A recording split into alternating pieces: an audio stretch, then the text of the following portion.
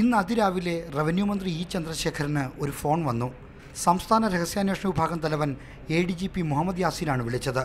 രാവിലെ 8 മണിക്ക് കാണാൻ അനുവാദം തേടിയായിരുന്നു വിളി. കൃത്യസമയത്ത് ആളെത്തി. സ്വീകരണ മുറിയിലേക്ക് വന്ന മന്ത്രി ഇ ചന്ദ്രശേഖരനോട് ഇന്റലിജൻസ് മേധാവി ചോദിച്ചു, അങ്ങല്ലേ കൃഷിമന്ത്രി VS സുനിൽകുമാർ?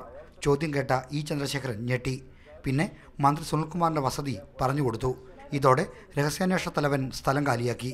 ഞാൻ വിളിച്ചിട്ടില്ല, എനിക്ക് കാണേണ്ടതും ഉണ്ടായിരുന്നില്ല. അദ്ദേഹം വേറൊരു മന്ത്രിയെ കാണാൻ വന്നതാണ്. ഇന്റലിജൻസിന് അങ്ങനെ ഒരു പിടിയില്ലാതെ പോയത് വലിയ മോശമാണ്.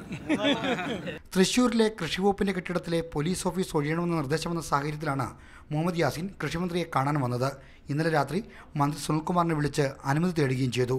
തൃശ്ശൂർ റേഞ്ച് IG ആയിരുന്ന യാസീന് സുനിൽകുമാറിനെ നേരിട്ട് അറിയാവുന്നതുമാണ്. എന്നിട്ടും എങ്ങനെ റവന്യൂ മന്ത്രിയെ വിളിച്ചിട്ട് അദ്ദേഹത്തിന് വീട്ടിലെത്തിയെന്നതാണ് ആർക്കും മനസ്സിലാകാത്ത കാര്യം. നാട്ടിൽ നടക്കുന്ന സംഭവങ്ങൾ കാലേക്കൂട്ടി അറിയുന്ന രഹസ്യാന്വേഷണ വിഭാഗത്തിൻ്റെ തലവന് മന്ത്രിമാരെ പോലും കൃത്യമായി അറിയില്ലെങ്കിൽ താഴോട്ടുള്ള ഉദ്യോഗസ്ഥരുടെ സ്ഥിതി എന്താകും? അവരാണല്ലോ ഗൂഢാലോചനയെപ്പറ്റിയും കലാപശ്രമത്തെപ്പറ്റിയും സർക്കാരിന് വിവരം നൽകുന്നത്.